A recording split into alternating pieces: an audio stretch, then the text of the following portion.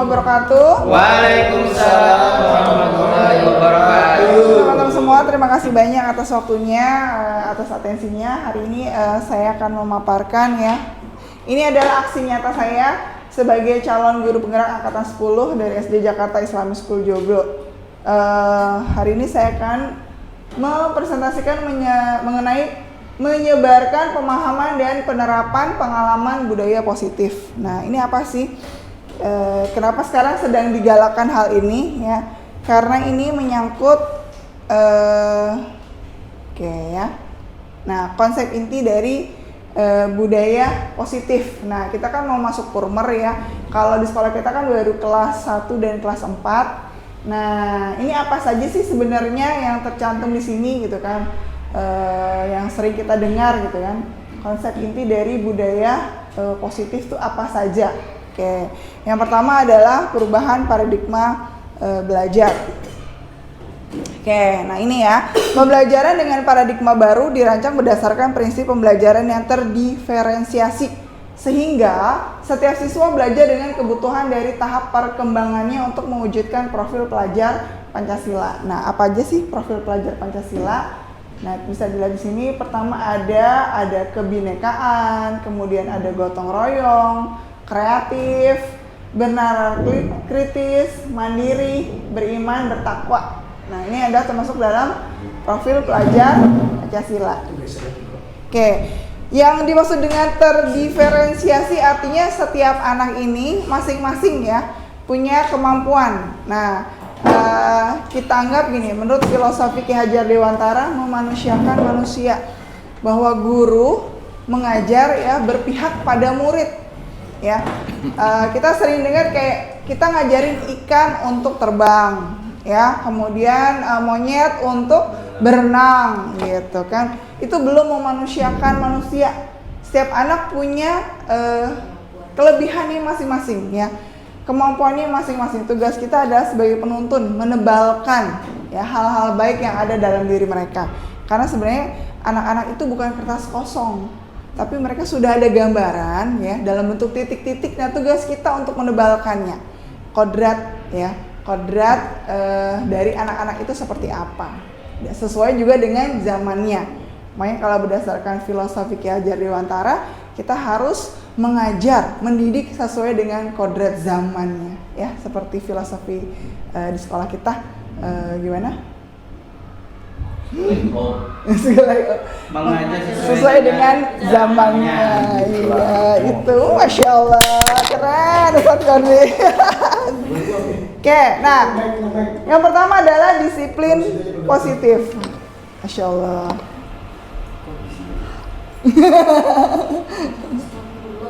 Astagfirullahaladzim. Itu yang pertama adalah disiplin positif. Apa sih disiplin positif? Ya, cara penerapan disiplin yang mengajarkan anak bertanggung jawab dan menumbuhkan kesadaran diri berdasarkan nilai-nilai kebajikan. Nah, disiplin positif ini lebih ke arah disiplin diri yang dapat mengontrol diri dalam melakukan segala tindakan. Disiplin diri dapat membuat murid memahami dan menyadari berdasarkan motivasi internal, bukan karena paksaan atau ujian ataupun hukuman. Nanti kita bahas nih. Maksudnya disiplin positif ini gimana sih? Penerapannya anak bertanggung jawab, menumbuhkan kesadaran dirinya berdasarkan nilai-nilai kebajikan. Nilai kebajikan apa yang mau kita ajarkan? Misalnya, anak bertanggung jawab di dalam kelas. Berarti kalau ada buku ketinggalan gimana? Ya, kita harus buat kesepakatan nantinya supaya nanti mereka ini ke arah disiplin yang mengontrol dirinya sendiri. Jadi punish and reward itu sebenarnya sama aja fungsinya ya. Kalau reward berarti kan kita mengiming-imingi anak untuk mendapatkan sesuatu ketika melakukan sesuatu. Kalau punish menghukum anak karena melakukan sesuatu. Nah, fungsinya tuh sama sebenarnya ya. Nah, di saat ini ya yang kita harus pelajari gitu, ternyata gitu, hukuman sama reward tuh sama aja. Bisa pertama mematikan kreativitas ya, kemudian memutuskan hubungan, kemudian melambatkan. Kenapa? Kan tadi karena ada suatu hukuman atau suatu iming-iming. Nah, gimana caranya kita sebagai guru membuat mereka melakukan segala sesuatu itu karena keyakinan. Kenapa harus belajar? Bukan karena takut nanti dimarahin bunda, takut dimarahin gurunya, tapi karena saya butuh. Kenapa saya harus mendengarkan guru? Bukan karena dibilang, shh, diam, kalau enggak nanti dipunish. Nah, bukan karena itu, tapi karena saya sebagai murid butuh dengerin gurunya. Tuh. Jadi tadi ya, menumbuhkan motivasi internal dalam diri murid. Gimana caranya murid termotivasi dalam dirinya ya secara internal ya untuk bahwa apa yang diajarkan gurunya, apa yang dia dapatkan di sekolah, atau kenapa dia datang ke sekolah karena dia butuh, ingin. Gitu. Bukan karena dipaksa sama ayah bundanya atau karena takut nanti nggak dapat nilai. Nah, ini kita sama-sama ayo belajar ya mengenai hal ini. Kemudian ini tadi ya, motivasi perilaku manusia. Nah, motivasi ini saya tanya dulu dong. Datang ke sini motivasinya apa ya? Hayo, yang duduk di sini datang ke sini motivasinya apa ya? Ada 1, 2, 3. Dengerin teacher ya. Oh, dengerin teacher ya. Thank you teacher Fitri. Apa lagi? Ada yang nomor 1 nggak? Dihukum gitu sama teacher Lia. Nah ini ya, jadi ada 3 motivasi ya. Untuk menghindari ketidaknyamanan atau hukuman. Ya, ketika melaksanakan sesuatu, anak ngerjain PR karena takut dihukum. Anak mau sholat karena takut dipukul. Ya, karena menghindari ketidaknyamanan. Udah deh, daripada ribut, daripada dihukum, udah ngerjain aja. Yang kedua, untuk mendapatkan imbalan atau penghargaan dari orang lain. Nanti akan aku dikasih ayah bunda kalau ranking 1 dapat sepeda gitu ya. Atau nanti kalau di kelas aku dapat sesuatu, kalau datang ke sini nanti aku dapat makanan gitu kan. Jadi karena suatu imbalan. Gak ada ya? Gak ada ya? Insya Allah ya. Nah, kalau yang ini, yang pertama dan yang kedua ini adalah motivasi internal. Jadi masih motivasi eksternal, masih dari luar karena sesuatu. Nah, kita maunya adalah yang ketiga, untuk menjadi orang yang mereka inginkan dan menghargai diri sendiri dengan nilai-nilai yang mereka percaya. Ya, kenapa sih kita harus datang tepat waktu ke sekolah? Kita menghargai diri kita. Ya, kita orang yang tepat waktu. Gitu. Bukan karena kalau nanti keseringan telat terus nanti dipotong, bukan. Ya, insya Allah kita bukan orang-orang seperti itu ya. Tapi karena tadi dalam diri kita mau yang mana gitu. Sekarang kembali ke diri kita. Kembali lagi ke diri anak-anak, mereka mau di posisi yang mana? Apakah masih yang motivasi karena eksternal sesuatu, atau karena dalam dirinya dia menghargai, saya orang yang seperti apa, saya ingin apa, walaupun tidak ada tambahan gitu ya. Kalau kita datang pagi ya teacher Fitri ya, ada reward gitu atau ada hukuman, tapi kita tetap pokoknya datang pagi. Kenapa? Karena kita menghargai diri kita. Kita orang yang tepat waktu. Kita mau ketika kita sampai sekolah nggak buru-buru masuk ke kelas gitu kan. Kita masih punya napas setidaknya untuk sarapan pagi sejenak sebelum ketemu anak-anak. Nah, dari diri kita kemudian kita ke anak-anak, kita tularkan bagaimana sih motivasi perilaku yang baik itu. Ya. Kebutuhan dasar manusia. Nah, manusia pertama kebutuhan dasar adalah bertahan hidup. Kemudian penguasaan, kebebasan, kesenangan, kasih sayang, dan rasa diterima. Nah, bertahan hidup. Nah, ini nih self defense ya. Kadang-kadang yang kita ketemu sama orang-orang yang belum dia-apain udah bukan aku. Gitu. Terus anak-anaknya bilang, baru ada yang jatuh. Teacher mau tanya, oh bukan dia gitu. Jadi kayak self defense gitu. Kan aku udah bilang, mas aku terusnya disalahkan gitu. Self defense gitu ya. Kita harus tahu nih karakteristik anak-anak. Penguasaan, dia ingin nguasain di kelasnya. Pokoknya yang jadi pimpinan aku, yang jadi ketua gengnya aku. Gitu. Kamu nurut aku. Nah, gitu ya. Ini kita harus lihat ya anak-anak yang tipe kayak gitu tuh. Kebebasan, dia mau santai. Di kelas gurunya lagi ngomong, dia gini, apaan sih? Allah Akbar. Aku tuh pengen tidur, aku tuh pengen main gitu. Aku pengen ngobrol. Gurunya lagi ngomong, dia ikutan, teacher aku mau ngomong. Karena dia pengen bebas gitu ya. Kesenangan ya tadi, dia senangnya main-main, muter aja gitu ya. Kayaknya seru banget nih di kelas, pokoknya adalah saatnya dia bermain. Nah, atau dia butuh rasa kasih sayang dan diterima. Jadi kita di sekolah tuh harus gimana sama anak. Kalau dia good bilang dia good, kemudian dia terima. Karena ini kebutuhan dasar. Satu aja kita melakukan sesuatu ya yang kayaknya kurang, nanti kita minta di sekolah nih, kayak anak-anak nih yang dia ribut aja. Kita harus tanya, di rumah kamu seperti apa? Apakah sama ayah bunda suka ngobrol? Apakah sama ayah bunda suka dipeluk? Gitu kan.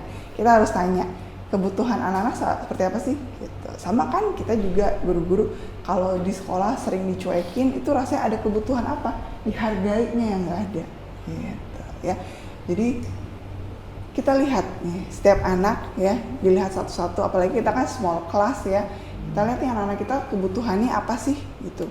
Ada anak-anak yang senangnya di touch, ada anak-anak yang senangnya dipuji, ada anak-anak yang senangnya diapain nih gitu kan, face to face. Nah, sebagai guru nih ya, memang tugas kita Masya Allah bukan cuma pengajar, tapi kita adalah pendidik. 6 tahun di SD, ini adalah kawah candra di muka ya, untuk mendidik anak-anak punya adab yang baik, selain dia punya akademik yang baik. Kemudian posisi kontrol seorang guru. Nah ini kita yang mana ya? Ya, ada 5 posisi kontrol seorang guru. Pertama adalah sebagai penghukum. Kemudian yang kedua pembuat rasa bersalah. Nah, yang ketiga teman. Yang keempat memantau. Yang kelima manajer. Ustadz Qadri bisa kasih contoh kalau penghukum seperti apa? Penghukum, guru yang menghukum. Guru penghukum, dikit-dikit dihukum. Contohnya? Push up, suruh apa itu?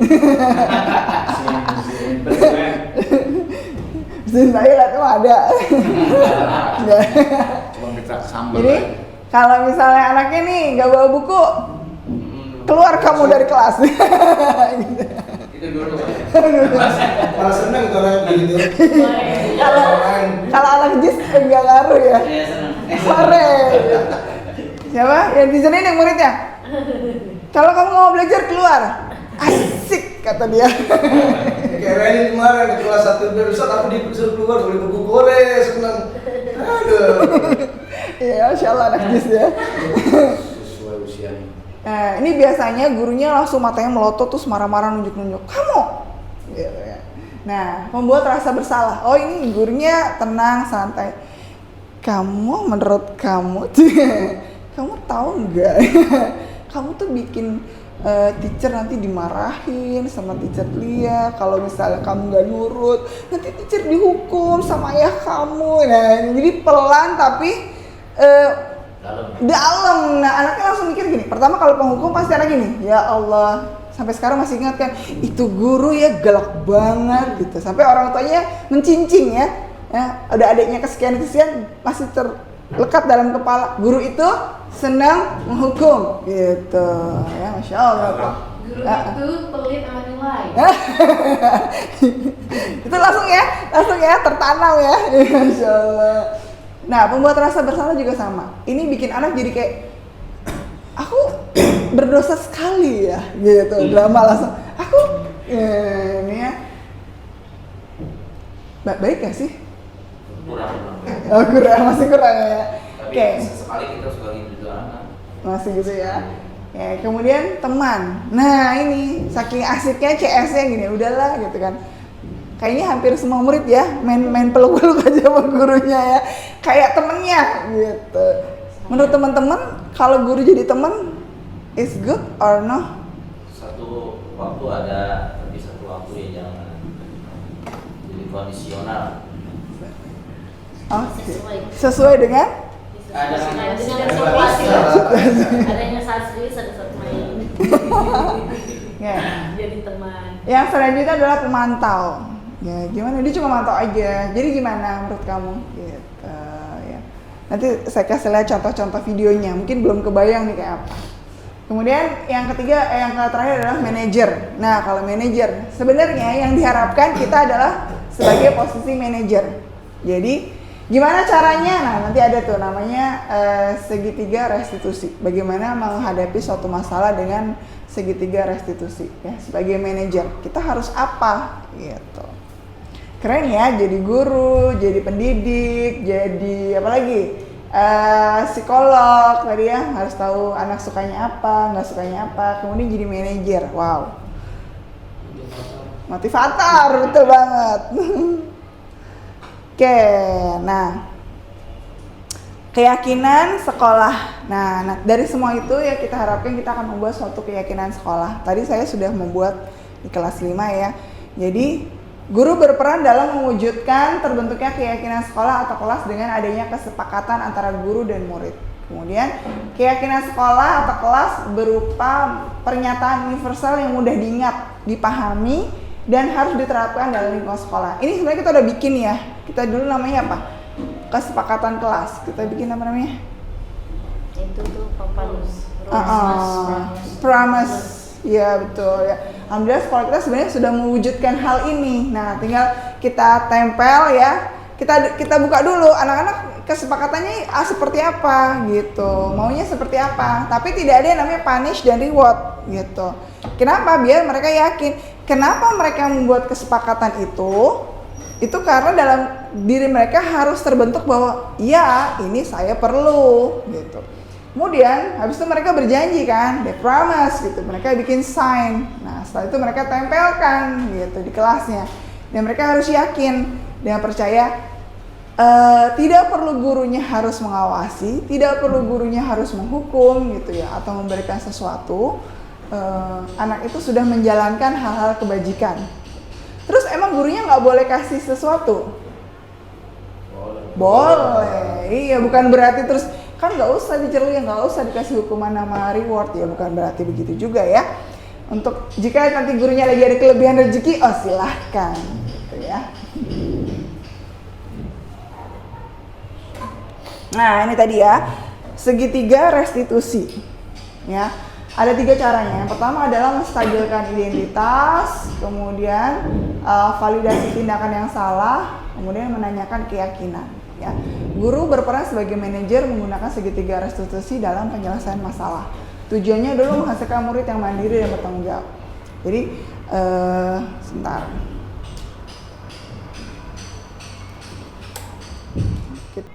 Apakah segitiga restitusi? Segitiga restitusi adalah suatu proses dialog yang dijalankan guru atau orang tua agar pertama menstabilkan identitas.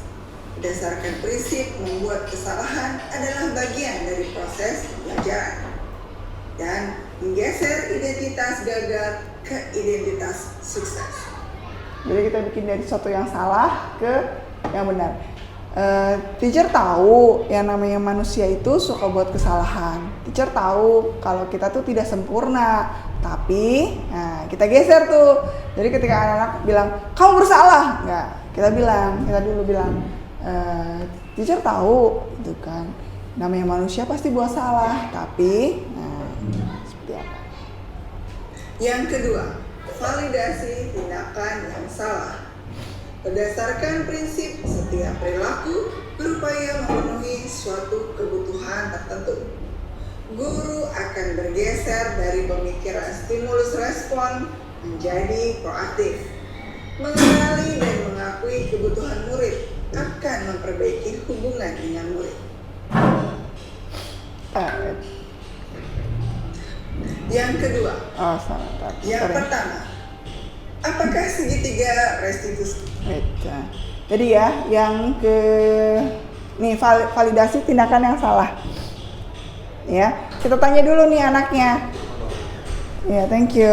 Berdasarkan prinsip perilaku ya, menurut kamu ya, perbuatan yang kamu lakukan itu salah. Menurut kamu perbuatan kamu yang lakukan itu bagaimana? Ya. Biasanya mereka bilang iya sih salah, karena anak-anak sebenarnya sadar ya kalau mereka tuh salah. Kemudian apakah itu pantas? Tidak. Nah, menurut kamu bagaimana? Gitu kita tanya kan, supaya dia memperbaiki. Harusnya nggak boleh begitu sih teacher. Abisan, gitu kan kita tambahin. Nah, kita menanyakan keyakinan. Kita kasih pertanyaan bermakna untuk memunculkan motivasi secara intrinsik dan mengaitkan dengan keyakinan. Menurut kamu ada keyakinan yang kamu langgar, gitu kan?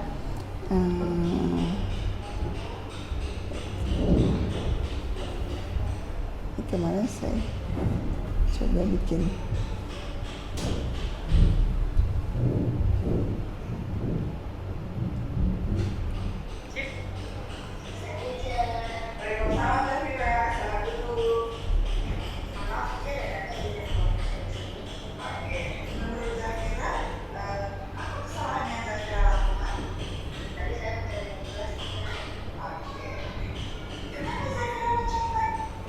Ceritanya Zafiranya nyontek.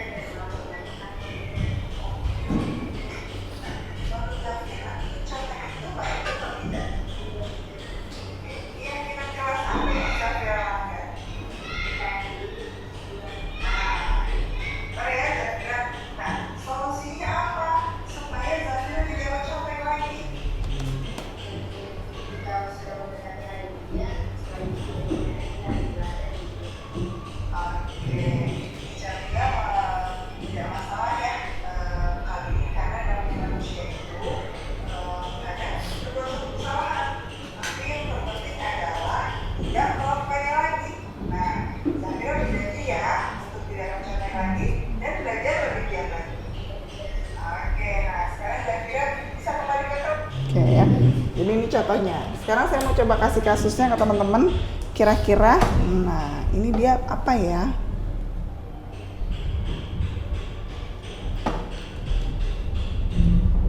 Kan karena kita harus pakai kasus ya supaya kita tahu sebenarnya ini bagaimana sih gitu.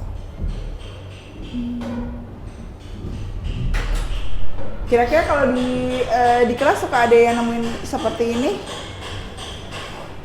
Apakah teman-teman sudah melakukan segitiga restitusi dan lain-lainnya? Sekali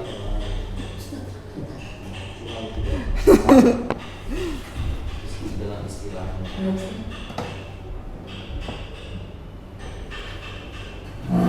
Contohnya mana ya?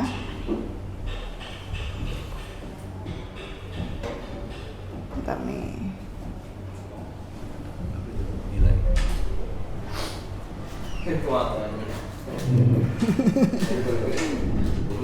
Masya Allah. Ntar ya, coba. Mana ya?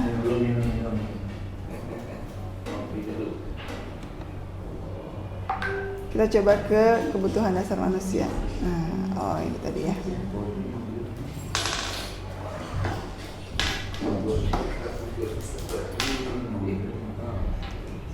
Sebentar.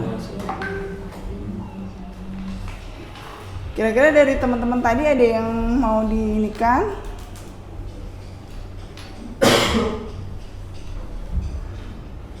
Nah, jadi misalnya gini, teacher CH pegang gitu.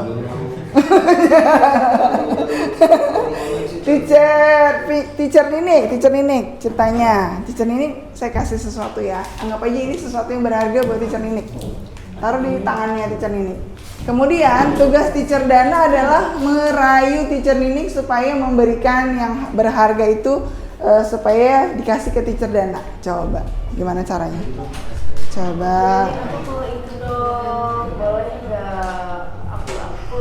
Tapi enggak betul soalnya mami aku biasa bilangnya ya. Tapi aku cuma punya satu. Kamu nggak mau kasih ke aku, kan kamu baik ya sama aku. Bagaimana kalau kita berbagi? dia baik hati banget ya. Biar aku sama kamu jaga makan bersama. Ya udah, nggak apa-apa deh. Kamu yakin mau ngasih dia? Langsung ada Bisikan ini nih. bisikan. Iya gitu sih. Soalnya kayak leher. Enak banget loh. Enak banget loh rasa coklat. Tapi kan kalau kamu berbagi, nanti kamu dapat pahala. Oh, Apalagi iya. memberikan makanan untuk orang yang sedang lapar. Wah betul juga ya. Di sini gampang dibaharuin. Aku pilih yang mana dong? Oke ya. Tapi ya Coba sekarang saya tanya nih buat teacher, apakah ada teacher ini kenapa mau memberikan separuh ke teacher Dana? Karena mau berbagi juga saling ikut makan snack ini agar merasakan juga. Oke ya, jadi gini sebenarnya teacher Dana tuh bisa nggak sih maksa ke teacher Nini kalau teacher Nininya tuh nggak mau? Nggak bisa. Aku Kenapa? bukan orang yang suka memaksa. Pasangan lain kan.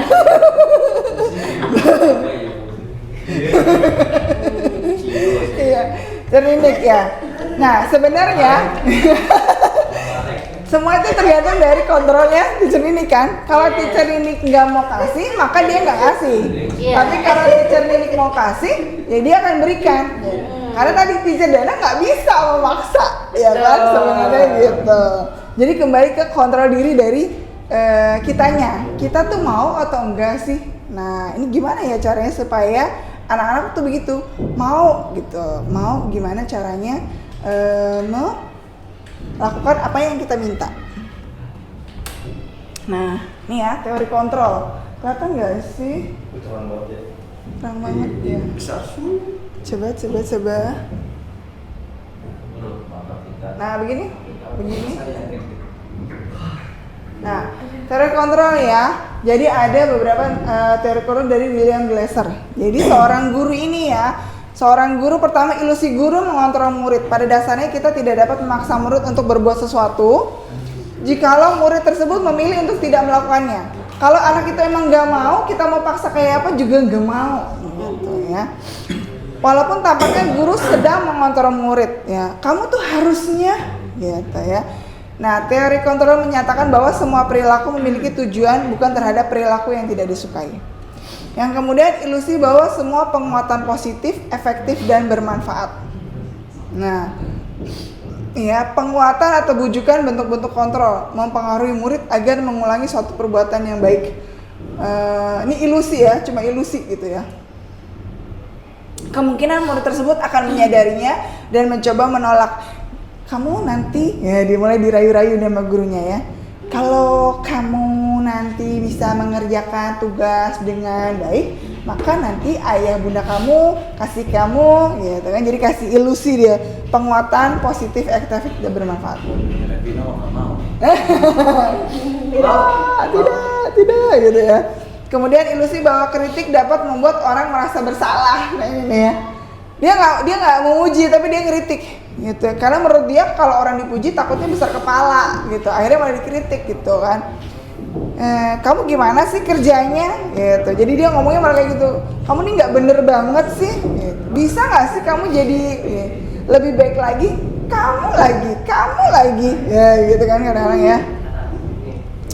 Kemudian ilusi bahwa orang dewasa memiliki hak untuk memaksa. Jadi orang dewasa itu boleh memaksa gitu. Sebagai orang dewasa kita tuh sebagai guru bisa jadi polisi yang berhak untuk memaksa. Padahal sebenarnya tidak bisa ya, tidak boleh ya. Karena ini akan membuat hubungan permusuhan yang jangka panjang. Oke, nah ini stimulus respon nama teori kontrol Stephen Covey. Kalian ini pernah baca nggak buku Stephen Covey? Kamu oke, saya nggak oke, saya oke, kamu nggak oke. Saya oke, kamu oke, gitu kan? Saya ingat banget tuh ya. Stimulus respon. Nah, bila kita ingin membuat kemajuan perlahan sedikit demi sedikit, ubahlah sikap atau perilaku Anda. Namun bila kita ingin memperbaiki cara utama, maka kita perlu mengubah kerangka acuannya. Ya, ubahlah bagaimana Anda melihat dunia. Gimana sih kita ngeliat dunia? Ya, berpikir tentang manusia, ubahlah paradigma Anda. Nah ini ya teori kontrolnya. Kebutuhan kita tuh berbeda ya. Kemudian setiap orang memiliki gambaran yang berbeda. Saya nggak bisa mengontrol teman-teman punya gambaran apa saat ini ya. Kemudian semua perilaku memiliki tujuan. Jadi pasti ada tujuan dari apa yang kita lakukan. Ya. Hanya Anda yang bisa kontrol diri Anda sendiri. Ya, orang lain tidak bisa. Jadi kita nggak bisa tuh mengontrol orang lain. Bahkan Rasulullah aja ya Ustadz ya nggak bisa tuh nyuruh pamannya masuk Islam gitu kan. Makanya kita nggak punya kontrol pada diri orang lain. Kita hanya punya kontrol pada diri kita. Kolaborasi dan konsensus menciptakan pilihan-pilihan baru. Nah, makanya dalam hidup kita harus bekerja sama dan bergotong royong, berkolaborasi. Kemudian model berpikir menang-menang tadi ya. Kalau Stephen Covey bilang kamu oke, saya oke. Gitu. Bukan kamu nggak oke, saya oke, atau saya oke, kamu nggak oke. Gitu. Tapi Stephen Covey bilang kita sama-sama oke.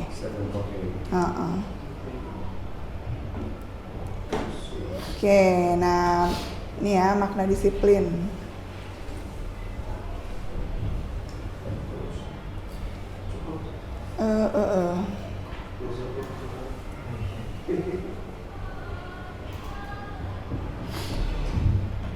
Profil pelajar Pancasila nih ya. Kita pertama adalah beriman bertakwa kepada Tuhan Yang Maha Esa.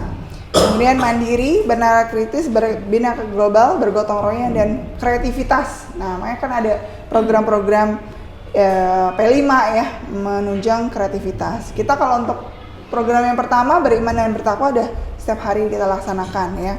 Kemudian mandiri kita terangkan dalam program apa?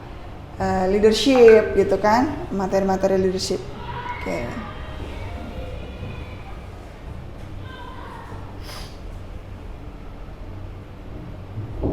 Oke, ada video di mana ya? Jadi, bentar ya. Saya mau kasih lihat teman-teman menurut kalian kasus. Nah, kasus.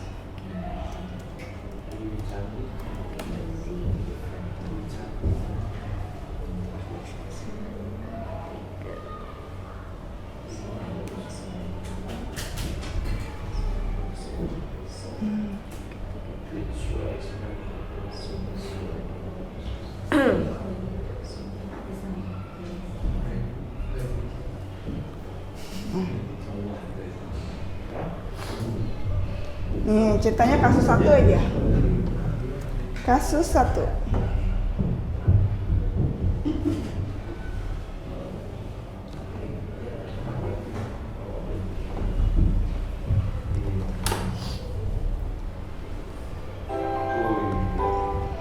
Kali ini akan ada 4 kasus yang akan kita bahas. Kasus pertama, Bu Santi sebagai wali kelas juga guru matematika. Natali dan Vivi sebagai siswa dari kelas 8, Bu Eni sebagai guru penggambar, dan Bu Hasan sebagai kepala sekolah. Bu Santi saat itu tidak masuk, lalu digantikan oleh Bu Eni. Saat pembelajaran, Natali dan Vivi hanya bercanda dan tidak mau mengerjakan tugas matematikanya.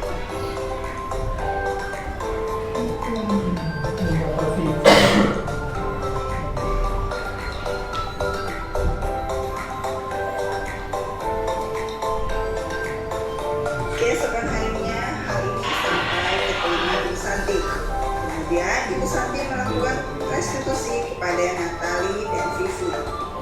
Untuk lebih lengkapnya, silahkan dibaca pada slide berikut ini. Oke ya.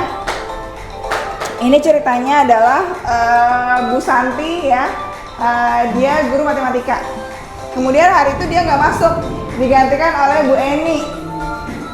Nah, di kelas ada Natali sama Vivi, dia nggak mau dengerin. Dia nggak mau dengerin gurunya, dia tidak mengerjakan. Gitu ya. Kemudian Bu Santi bilang gini,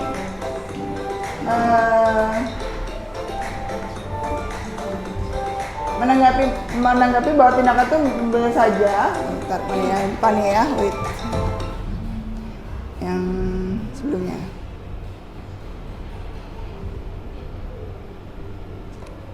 Kali ini akan ada 4 kasus yang akan kita bahas. Aduh. Nih kata Bu Eninya gini. Bu Eni tuh guru baru gitu kan. Dia mulai merasa bahwa Vivi sama Natali dia seenaknya tertawa dan tidak mengindahkan. Bu Eni menyapa Vivi. Ayolah, tugasnya dikerjakan. Nanti ibu ditegur, bapak kepala sekolah. Kalau tidak kerjakan tugas, tolong bantu ibu ya. Namun Vivi Natali malah jadi tertawa. Ah, ibu santai aja bu, gitu. Mereka tidak mengerjakan tugas dan malah mengobrol keesokan harinya.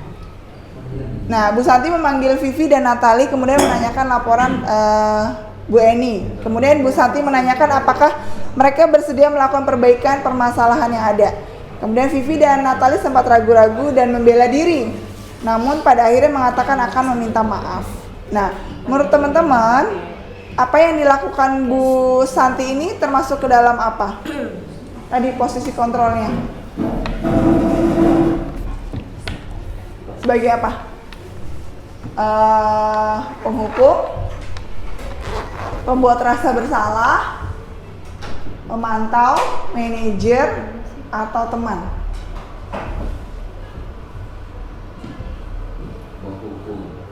Penghukum. Ada kata kuncinya tadi.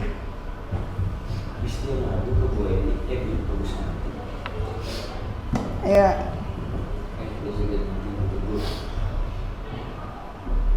Itu membuat rasa bersalah karena di situ ayolah tugas dikerjakan, nanti ibu ditegur bapak kepala sekolah gitu. Oke. Iya, benar ya. Jadi nah, akhirnya Bu Santi melakukan reward ya. Dia pertama langkah-langkah restitusinya, dia menstabilkan identitas. Dia memanggil Vivi dan Natali menanyakan tentang laporan Bu Eni. Bener nggak? Gitu. Kemarin itu kalian melakukan ini dan ini, gitu kan? Kemudian Natali sama Vivi ditanya lagi, apakah mereka bersedia memperbaiki kesalahannya?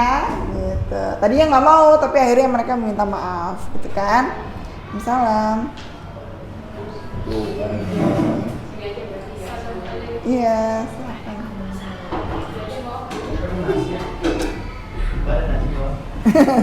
Kemudian ditanya, kami mengakui perilaku kami tidak sesuai dengan keyakinan kelas. Kemudian mereka berdiskusi untuk menghormati tadi ya, meminta maaf. Kemudian mereka akan minta Pak Hasan supaya nanti kalau Bu Eni, Bu Santi tidak ada, Bu Eni jadi guru pengganti gitu. Nah ini pelanggarannya ya, dia sebagai pembuat rasa bersalah gitu ya. Oke, kemudian sekali lagi nih ya, benar ya posisinya. Sekarang ada satu lagi, ada banyak kasus sebenarnya. Oke. Nah, kasus kedua tentang Pak Lukman sama Sabrina. Sabrina ini datang ke sekolah buru-buru. Kemudian kata Pak Lukman, dia ngeliat tuh sepatunya salah. Pak Lukman menanyakan Sabrina, peraturan sekolah seragam warna apa? Sabrina jawab hitam gitu. Cuma buru-buru karena kesiangan kan, terus rumahnya jauh lagi gitu kan. Kemudian kata Pak Lukman gini, kamu kan sudah melanggar, maka kamu tetap dihukum. Kamu tidak boleh kamu telah melanggar peraturan sekolah, kamu tidak sanggup ambil sepatu di rumah, ya kan? Sekarang copot, seharian kamu tidak memakai sepatu gitu. Akhirnya Sabrina di kelas aja karena nggak berani kemana-mana karena dia ke sekolah jadinya nggak pakai sepatu. Gitu. Pak Lukman sebagai penghukum. Pak Lukman sebagai penghukum, gitu ya, benar ya. Good. Yang lain ada yang nggak setuju? Benar ya, Pak Lukman sebagai penghukum. Harusnya bagaimana? Gitu. Nanya baik-baik kan, bisa kan? Ya, misalnya gini.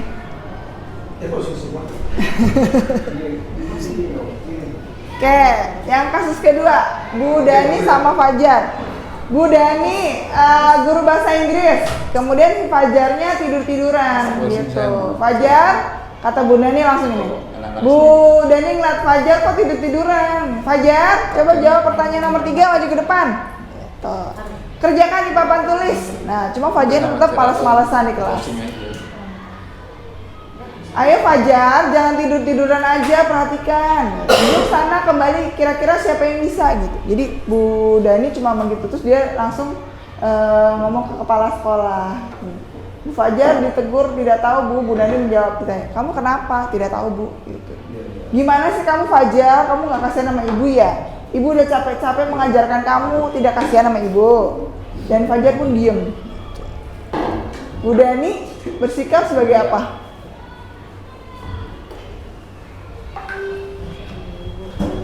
Yang mana?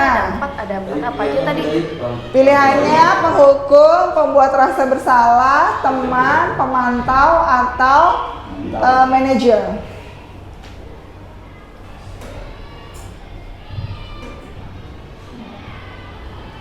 Teman. Mantau. Apa? Ada clue-nya loh. Memperhatikan. Ya, Fajar tuh tampak Apa aja? Jangan tidur-tiduran, ayo sana. Memantau berarti. Jadi pemantau buatnya. Sebagai pemantau, apakah Teman. benar? Coba kita lihat jawabannya. Nah, pembuat rasa bersalah. Kamu nggak ini, kayak nanti Bu Guru kan udah capek-capek ngajarin kamu, gitu. Nama Bu Dani ya? Enggak budana gitu. Oh, Bu Dani. Terakhir, ya terakhir.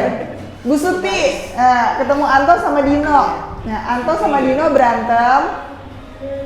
Kemudian Bu Suti panggil, ya Bu Suti kepala sekolahnya, ya. Bu Suti tanya, Dino, sepertinya kamu saat ini sedang marah, gitu kan. Terus Dino bilang, iya, kan. Terus Bu Suti melakukan pertanyaan gini, melakukan juga pertanyaan keyakinan sekolah. Dino, kamu tau nggak keyakinan sekolah apa yang kamu langgar? Gitu. Dino, gitu. Bu Suti tahu kamu mana ya? Nih di sini ada ya. Dino mengalami penceritaan tentang kekesalan hatinya. Ibu Suti melanjutkan bahwa membuat kesalahan adalah hal yang manusiawi dan bahwa mempertahankan diri adalah hal yang penting. Namun meminta Dino memikirkan cara lain yang lebih efektif karena kan Dino langsung pukul Anto. Nah, menurut kamu gimana sih cara yang lebih efektif gitu supaya tidak marah? Setelah Dinonya tenang, Bu Santi juga tanya, menurut Anto, ya, menurut Kak Anto kita bagaimana ya dengan Dino? Anto cuma minta kanting bajunya diperbaiki katanya gitu. Tapi Dino nggak bisa. Akhirnya kata Bu Suti, nanti kamu belajar sama guru tata boga ya buat menjahit kancing. Gitu. Nah, kira-kira Bu Suti posisinya udah di mana? Manajer. Di mana? Manajer. Nah, dia udah pakai restitusi ya. Oke, jadi dia adalah posisinya sebagai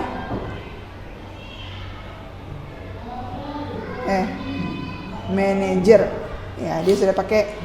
Jadi nah, dari 4 kasus ini teman-teman bisa belajar nanti the next kita kalau di kelas ketika mau menangani suatu kasus harus seperti apa. Gitu. Kemudian tadi ya kita bikin keyakinan kelas, sebenarnya kita sudah, tapi nanti tahun ajaran baru, ayo teman-teman tingkatkan lagi, ingat kembali gimana cara membuat keyakinan kelas, ya. Dan kita tadi berusaha gimana punish dan reward tuh nggak ada, tapi anak-anak yakin apa yang dia lakukan itu adalah suatu hal yang memang seharusnya mereka lakukan, seperti itu.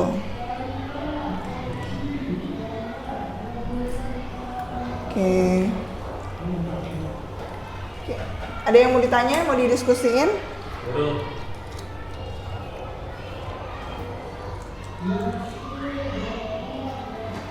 Cari imam? Cukup ya. Ya. Itu tuh apa bedanya manajerial sama satu lagi tadi? Pemantau. Ada Ya. videonya sebenarnya. Sebentar ya. Kalau mau bagi peran enak tuh. Penghukum dicerbai, wah. Dulu saya mau institusi itu kelima hal yang tadi sampai itu memang harus ada karakter dalam sebuah institusi pendidikan. Jadi bangsa itu kayak dulu kita kan ada guru yang ditakutin, perlu tuh, tapi ada guru yang disenengin. Nah, ini tadi ya. Kasihan nanti guru itu jadi selalu jadi guru yang ditakutin, kasihan dong. Oke. Tapi sebenarnya intinya adalah kita berusaha supaya kita Buat semua peran bisa aja, buat peran. kita menjadi seorang manajer gitu. Karena kita maunya anak-anak tuh ngelihat kita, yang tertanam di diri mereka, yang teringat dalam diri mereka adalah guru-guru yang tadi ya bersikap sebagai manajer, mengerti kebutuhan mereka, menyayangi, tidak menyalahkan, ya, memberikan solusi ketika mereka mempunyai suatu masalah, gitu. Dan ternyata tadi ya punish dan reward itu yang saya pikir itu adalah yang tepat gitu, ternyata tidak gitu, karena ternyata sama aja posisi punish sama reward gitu.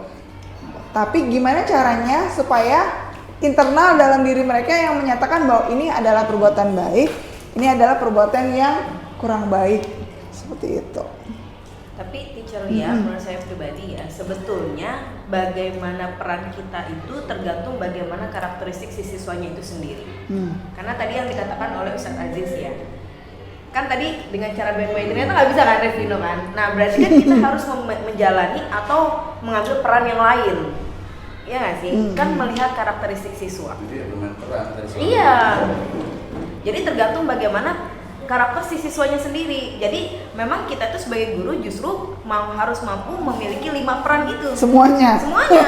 Dan kita melihat nih anak kira-kira cocoknya kemana gitu. Karakter siswa supaya kena. Tujuannya supaya kena.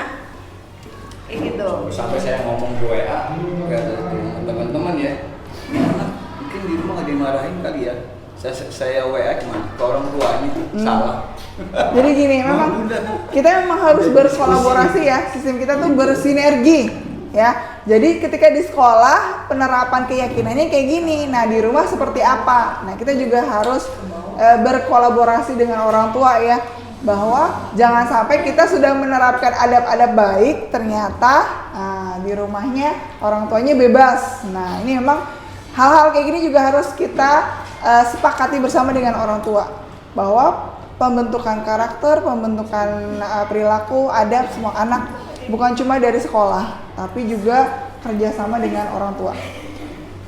Oke, kalau nggak ada yang ditanyakan lagi ya, insya Allah cukup. Terima kasih semua teman-temannya. Ya semoga hal ini dapat membuat kita menjadi lebih baik lagi. Kita juga bisa menularkan hal baik ke teman-teman semuanya. Karena sebenarnya kita adalah agen perubahan ya sebagai seorang guru gitu. Ya, insya Allah terima kasih. Assalamualaikum warahmatullahi wabarakatuh. Waalaikumsalam warahmatullahi wabarakatuh.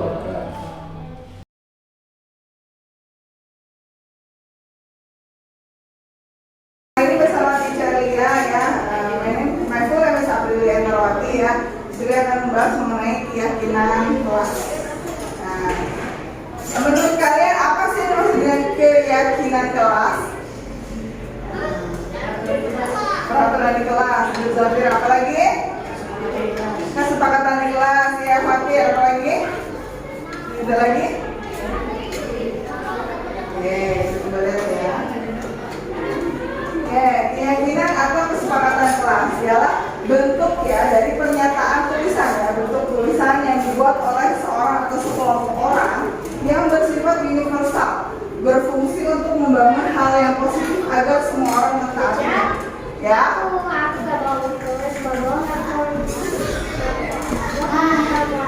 Ya, kalau apa?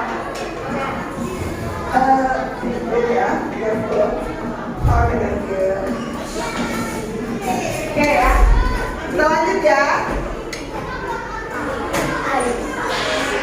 Keyakinan dari kelas kalian bukan kalimat panjang, tapi adalah kalimat singkat yang menghasilkan sesuatu yang positif kalau kalian membacanya.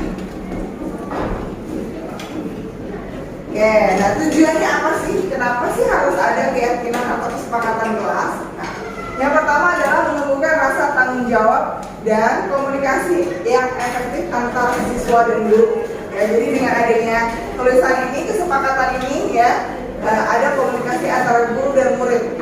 Sepakat, gitu kan? Jika sudah memutuskan sesuatu, kemudian menumbuhkan budaya positif pada siswa dengan pembentukan keyakinan. Ya, kalimat-kalimatnya positif, jadi diharapkan akan tumbuh rasa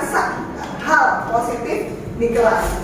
Kemudian menciptakan pembelajaran yang aman, tentram bagi wajah kelas. Nah, usahakan kalimat-kalimat keyakinannya ya akan menciptakan kelas tersebut jadi lebih nyaman.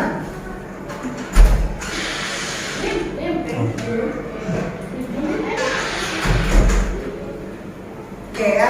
Nah, nanti kita mau buat nih kalimatnya apa saja ya. Kalimatnya singkat, padat, jelas, tapi bisa menumbuhkan semangat positif buat diri kalian ketika membacanya dan mengingatnya. Nah, hari ini kita akan apa saja? Kita sudah komunikasi dengan wali kelas kalian ya untuk membahas mengenai hal ini. Kemudian kita akan diskusi tadi ya, diskusi keyakinan kelas itu apa saja. Kemudian kalian akan menulis di stick notes ya, keyakinan kelas kalian itu apa saja sih? Gitu. Silakan nanti nulis masing-masing, tapi nanti habis itu kita diskusikan dari semua yang teman-teman tulis ini ya, anak-anak tulis ini apakah kita mau ambil jadi kesepakatan kelas ya. Kemudian nah tadi ya sudah ya ini berdoa menjelaskan. Kemudian tadi ya disepakati ya tulisannya adalah tulisan yang positif, bukan kalimat jangan buang sampah, jangan ini, tapi kalimatnya diganti. Misalnya kayak gitu ya. Jadi kalimatnya positif. Gitu, ya. Kemudian setelah itu kita pilih lalu kita sepakati. Jadi ini jadi kesepakatan ya, keyakinan kelas 5A. Ya. Ya, apa sih bentuk contohnya? Nah, ini adalah contoh kata-katanya ya, datang tepat waktu, menjaga kebersihan kelas, kemudian mengerjakan tugas tepat waktu dan saling menghargai. Nah, ada lagi mungkin nanti kalian bisa tulis di sini ya. Kira-kira apa lagi? Misalnya tidak mengganggu, bukan tidak mengganggu, apa namanya? Berbagi gitu ya, saling berbagi atau yang lainnya. Jadi kalian bisa tulis di sini.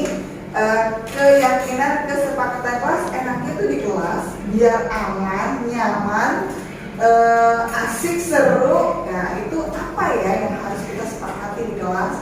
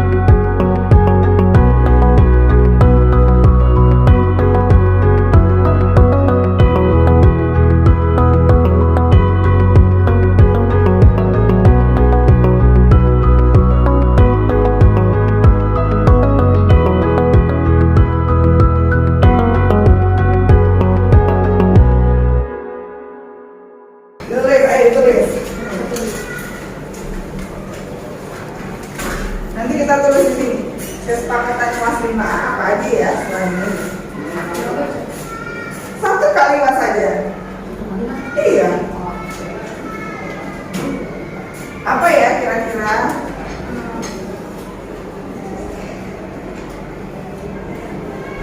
Kalian tuh maunya di kelas tuh gimana?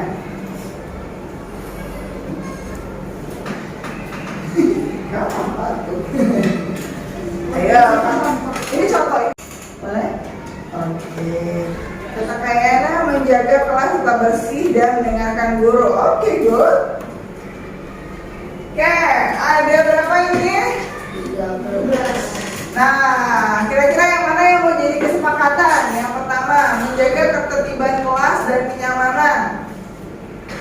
Oke? Oke. Sama nggak ini? Ada yang sama lagi nggak? Menjaga kelas tetap bersih dan mendengarkan guru. Coba kita lihat ya. Ini yang sama nih, hormat kepada guru. Ini bersikap baik terhadap teman, saling menolong sama teman. Tidak ngobrol di sini sama guru. Makan duduk. Ya, makan kita aja deh ya. Oke. Ganti baju. Di sini mendengarkan guru, oke, berbagi makanan ya. Tidak boleh membedakan teman. Oke. Memberi salam saat masuk kelas. Masuk mana nih? Oke, nah kira-kira dari ini yang mau kita jadi keyakinan kelas yang mana? Kalau nih, kalian bikin kalimatnya kira-kira gimana nih? Yang sama ya. Tidak boleh mengobrol saat guru menjelaskan, menjaga kelas tetap bersih dan mendengarkan guru, hormat kepada guru, mendengarkan guru saat pelajaran, menjaga ketertiban kelas dan kenyamanan kelas. Nah, kira-kira kalau dirangkum yang berhubungan dengan guru apa nih kalimatnya? Ayo. Tidak mengobrol, hormat guru, dengerin guru, menjaga ketertiban kelas. Ini satu kalimat, pilih. Yang lebih tepat apa? Jaga ketertiban kelas.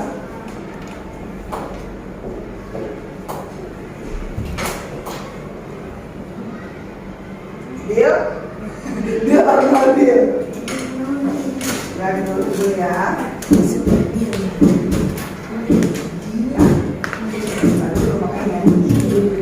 Menjaga ketertiban kelas. Oke.